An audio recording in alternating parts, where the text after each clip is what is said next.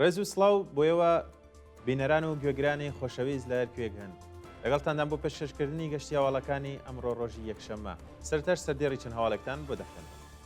ناڕزایەتی خەڵکی کرماشان لە ئاز نەبوونی خزمەتگوزاری، بەشداری دایکانی دادخوازی سنا لە پرسەی حەمید مورادی، سەپاندنی سزای زیندان بەسەر ناسر هێمەتی لە ئیلام، ئاگرکەوتنەوە لە دارستانەکانی بانا بەهۆی مانۆڕی سوپای پاسداران، کۆبوونەوەی کاسبکارانی چواردانگا لە تاران، کۆبوونەوە ئێرانیانی ئازادی خواز لە سوید و ئاڵمان، خۆپیشاندانی خەڵکی عێراق دژ بە دەوڵەتی فاشیستی ئیسرائیل و پەیامی کرێکارانی غەزا بۆ یەکێتیە کرێکاریەکانی جیهان.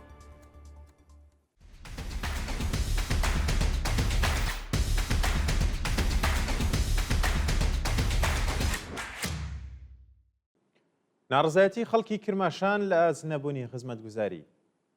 ڕۆژی شەممە چواری گەلاوێش کۆمەڵێک لە دانیشتوانی شاری کرماشان لە نێو ئیدارەی ئەو ئاوڕۆدا کۆبوونەوە و ناڕزایەتی خۆیان لە ئاز نەبوونی خزمەتگوزاری نیشاندا. بە وتەی ناڕازیان بە دەست قەتعی بەردەوامی ئاو وەزاڵە هاتوون و کاتێک پەیوەندی بە ئیدارەی ئەو ئاوڕۆ دەگرن کەس وەڵامیان ناداتەوە. لەگەڵ نەبوونی ئاو ڕژێمی سەرکوتگەر کەمی بودجەی دەوڵەت لە ڕێگەی تاڵانکردنی گیرفانی خەڵک قەرەبوو دەکاتەوە. لە ڕۆژانی ڕابردوودا قەبزی چەند ملیۆنیان بۆ خەڵکی ئەو شارە دەرکردووە و ئەو گەندەڵیە ئاشکارە. ناڕزایەتی بەرینی خەڵکی بە دوای خۆی داهێناوە و خەڵکی وەزاڵە هاتوو لە نێو ئیدارەی ئەو ئاوەڕۆ خۆپیشاندانیان کردووە. بەشداری دایکانی دادخوازی سنا لە پرسەی حەمید مورادی. ڕۆژی شەممە چواری گەلاوێش دایکانی دادخوازی شاری سنا بەشداری مەراسمی پرسە و سەرخۆشی حەمید مورادی بوون و ڕێزیان لە یادی ئەو گیانبەخت کردووە گرت. بە پێوەدیمەنانی لە تۆڕە کۆمەڵاتیەکاندا بڵاو کراوەتەوە دایکانی دادخوازی شاری سنا بە بەدەستەوەگرتنی وێنەی ڕۆڵەکانیان چاویان بە بنەماڵی حەمید مورادی کەوتووە و ڕێزیان لە یادی هەموو گیانبەخت کردوانی ڕێبازی سەوزی ژینگە گرتووە. لە هەواڵێکی دیکەشدا ژمارەیەک لە ژینگە دۆستانی شاری جوانڕۆ لەسەر مەزاری حەمید مورادی لە بەهەش محەممەدی کۆبوونەتەوە و پاش گوڵبارانکردنی مەزاری ئەو گیانبەخت کردووە پەیمانیان لەگەڵ ئاوەتە سەوزەکانی تازە کردوتەوە. سەپاندنی سزای زیندان بەسەر ناسر هێمەتی لە ئیلام. ناسر هێمەتی دەروونناس، نووسەر، شاعیر و چالاکی مەدەنی خەڵکیاودانانی سەر بە پارێزگای ئیلام لەلایەن دەستگای قەزای ڕژێمەوە بە 5 ساڵ و 3 مانگ زیندان مەحکوم کرا. بە پێی زانیاریەکان دادگای ئینقلابی ئیلام ئەو چالەکە مەدەنیی بە تۆمەتی پشتیوانی لە ئیسرائیل بە 3 ساڵ و 6 مانگ زیندان، بە تۆمەتی بێڕێزی بەڕێبەری بە 15 مانگ و 1 ڕۆژ زیندان و بە تۆمەتی چالاکی لە کەناڵێکی تەلێگرامی دژبەری نظام بە 6 مانگ زیندان مەحکوم کردووە. جێگای ئاماژەیە کە ناوبراو لە ماوەی بەندکرانیدا لە دەستڕاگەیشتن بە پارێزەر بێبەش و پەروەندە سازی بۆ کراوە. ئاگرکەوتنەوە لە دارستانەکانی بانا بەهۆی مانۆڕی سوپای پاسداران. ڕۆژی شەممە چواری گەلاوێژ بە دوای مانۆڕی سوپای پاسداران لە ناوچەی دووزینی بانا ئاگر لە دارستان و پوش و پاوانی ئەو ناوچەیە کەوتەوە و ئەندامانی ڕێکخراوی پاژین هەوڵی دامرکانەوەی ئاگرەکەیاندا. ئەنجومەنی پاژینی بانا بە بڵاوکردنەوەی دیمەنی ئاگری دارستانەکانی ئەو شارە نووسیوێتی ڕۆژی شەممە بەهۆی مانۆڕی سەربازی پادگانی سوپا لە کێوی دووزین ئاگرێکی بەربڵاو کەوتوێتەوە کە بە هۆکاریان بە هاوکاری ئەندامانی ئەنجومەن و پەیمانکاری سەرچاوە سروشتیەکان کۆنتڕۆڵ کراوە. کۆبوونەوەی کاسبکارانی چواردەنگا لە تاران. ڕۆژی شەممە چواری گەلاوێش کاسبکاران و خەڵکی نێو بازاڕی چواردانگای تاران دژبەنەبوونی ئاو کارەبا خۆپیشاندانیان کرد. بە وتەی ناڕازیانیش دەوڵەت بەبێ پلانێکی دیاریکرا و کارەبای کارگە سەناتیەکانی ناوچەی چواردانگەی قەچا کردووە. نەبوونی کارەبا و بەرهێنانی ڕاگرتووە و خاوەنکاران ناچار بوون بەشێک لە کارەکانیان لە کرێکارەکانیان ببورن بێکار بکەن. بە وتەی خاوەن کارگەکانیش نەبوونی کارەبا زیانێکی زۆری لێداونە و ئەگەر دەوڵەت زیانەکانیان قەرەبوو نەکاتەوە بە کۆمەڵ مادەگرن.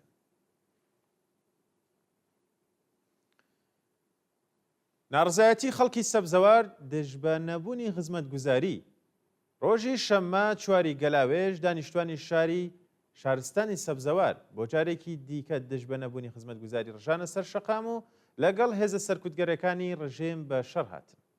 بە پێی دیمەنانەی لە تۆڕە کۆمەڵایەتیەکاندا بڵاو کراونەتەوە شارومەندانی سەبزەواری بەوتنەوەی دروشم دژایەتی خۆیان لەگەڵ سیاسەتە هەڵەکانی کۆمەری ئیسلامی نیشانداوە.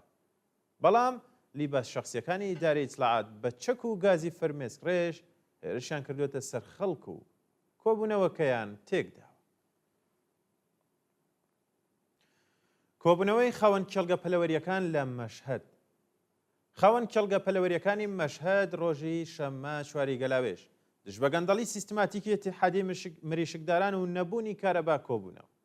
بە وتەی ناڕەزیان نرخی خۆراکی مریشک زۆر گرانە و پشکی کێڵگەکان لەلایەن بەڕێوەبەرانی ئیتیحادیەوە تاڵان دەکرێت و لە بازاڕی ئازاد دەفرۆشرێت.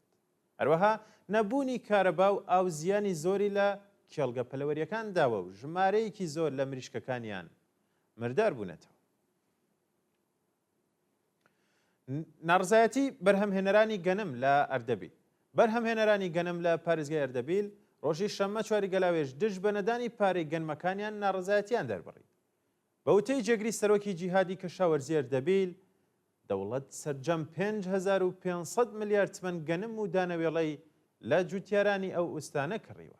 بەڵام تەنیا 58 ملیۆن تمەن لە قەرزەکانی پەرداخت کردووە و ئەو بەرپرسە دەوڵەتیە هەروەها ڕایگەاندووە کە دەوڵەت بڕیاری داوە تا کۆتایی مانگی گەلاوێژی ئەمساڵ پارەی هەموو کەشاوەرزان بدات. بەڵام جوتیاران متمانیان بە دەوڵەت نییە و داوای داواکاریەکانیان دەکەن.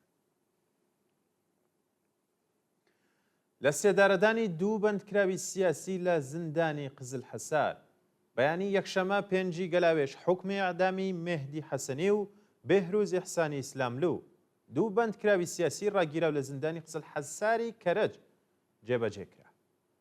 مێهدی حەسەنی لە ڕێکەوتی هەژدەی خەرمانانی ساڵی 1400 هەتاوی لە کاتی چوونە دەرەوە لە ئێران لەلایەن وەزارەتی ئیتلاعاتەوە دەست بەسەر و کۆتایی مانگی خەرمانانی 1430 هەتاویش هاوڕێ لەگەڵ بێهروز ئیحسانی ئیسلاملو لەلایەن لەقی 26 دادگای انقلابی تاران بە سەرۆکایەتی قازی ئیمان ئەفشاری بە تۆمەتەکانی بەغی محارەبە ئەندامەتی لە مجاهدینی خەڵق و ئەفساد فی الئەرض بە ئێعدام محکوم کرا. دەست بەسەرکردنی 5 هاوڵاتی لە بەهمەی و مێهرستان. لە ڕۆژانی ڕابردوودا 4 شارومەندی خەڵکی شارستانی بەهمەی و هاوڵاتیەکی بەلوچیش لە شارستانی مێهرستان لەلایەن هێزە ئەمنیەتیەکانەوە دەست بەسەر کراون. بە پێی زانیاریەکان ڕۆژی یەکی پوشپەڕی ئەمساڵ هێزە لیباس شەخسیەکانی کۆهگویلێ و بوێر ئەحمەد هێرشیان کردوێتە سەر ماڵی 4 شارومەندی دانیشتووی شارستانی بەهمەی و بە ناوەکانی بەهرام چێهرەنژاد تەمەن 37 ساڵ، سادق سروش تەمەن 39 ساڵ، ئیسماعیل فەتحی تەمەن 36 ساڵ و کەماڵ مهرپەروەر تەمەن 30 ساڵ. هەر چوار کەسەکان دەست بەسەر کردووە بۆ شوێنێکی نادیار گواستویانەتەوە.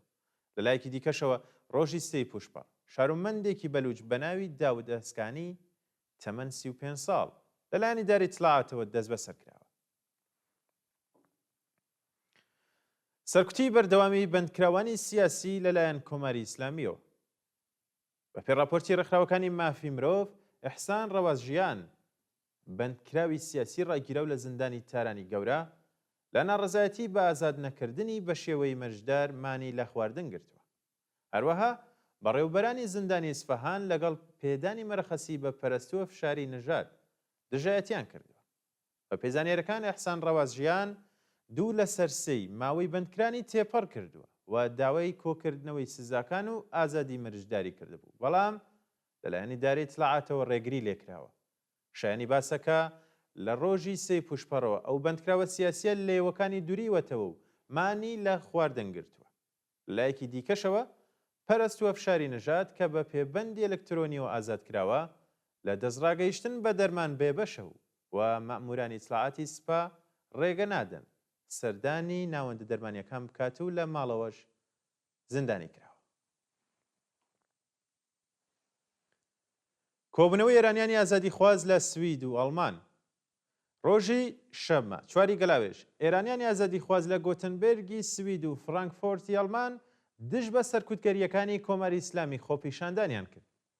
بە پێو دیمەنانی لە تۆڕە کۆمەڵایەتیەکاندا بڵاو کراونەتەوە ئێرانیانی ئازادیخوازی بەشدار لەو چالاکیانە ڕێزیان لە یادی کاک حەمید مرادی گیان بە خەتکردووی ڕێبازی سەوزی ژینگە گرتووە و بە وتنەوەی دروشم دژ بە کۆماری ئیسلامی دژایەتی خۆیان لەگەڵ ئێعدامی بەندکراوانی سیاسی نیشانداوە و خوازیاری هەڵوەشانەوەی سزای سێدارە و ئازادی هەموو بەندکراوانی سیاسی بوون.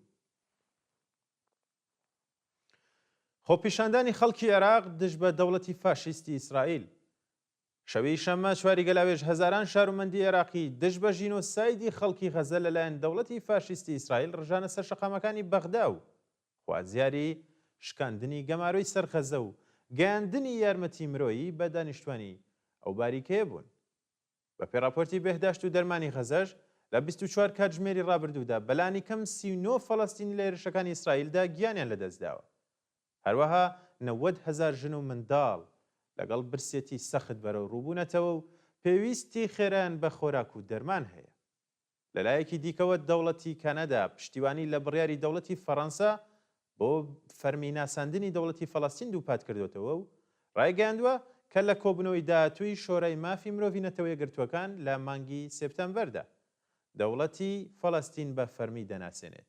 هەروەهاش لە پەرلەمانی بەریتانیا پەرلەمانتاران گوشاریان بۆ سەرۆکوەزیرانی ئەو وڵاتە هاوردووە کە تاوەکو کۆتایی بە شەڕی غەزە بێنێت و دەوڵەتی فەڵەستین بە فەرمی بناسێنێت. پەیامی کرێکارانی غەزە بۆ یەکێتیە کرێکارەکانی جیهان. کرێکارانی غەزە لە نامەیەکدا کە بۆ ئیتحادیە کرێکاریەکانی جیهانیان ناردووە ڕایان گەاندووە کە پێش ئەوەی هەمویان کۆمەڵکوژ بکرێن بەهانایانەوە بچن. فدراسیۆنی گشتی یەکێتیە کرێکاریەکانی فەڵەستین لە بەیاننامەیەکدا ڕوو لە ئیتحادیە کرێکاریەکانی جیهان خوازیاری هەوڵی خێرای کۆمەلگای جیهانی بۆ ڕێگری لە ژینۆسایدی خەڵکی غەزە و کۆتایی بە برسی ڕاگررتنی خەڵکی ئەو ناوچەیە بوون. لەو بەیاننامەیەدا هاتووە 80% خانووەکان ڕووخاوە کە هەموو کارگە و زەویە کشت و کاڵەکانیش لە ناوچوون. کرێکاران، ماسیگران و کەشاوەرزان لە جەهەنەمێکی ڕاستەقینەدا دەژین.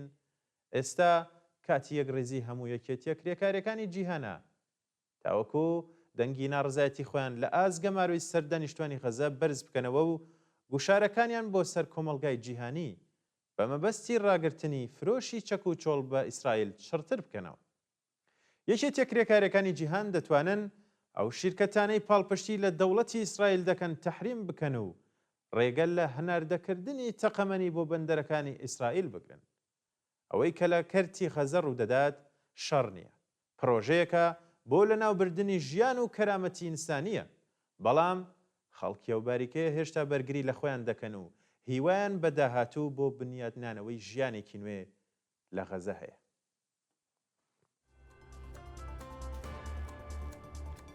بەڵێ بینەرانی خۆشەویست گەشتیاوەڵەکانم پێشکەشکردن کات و ساتێکی خۆش بۆ هەموولایەن.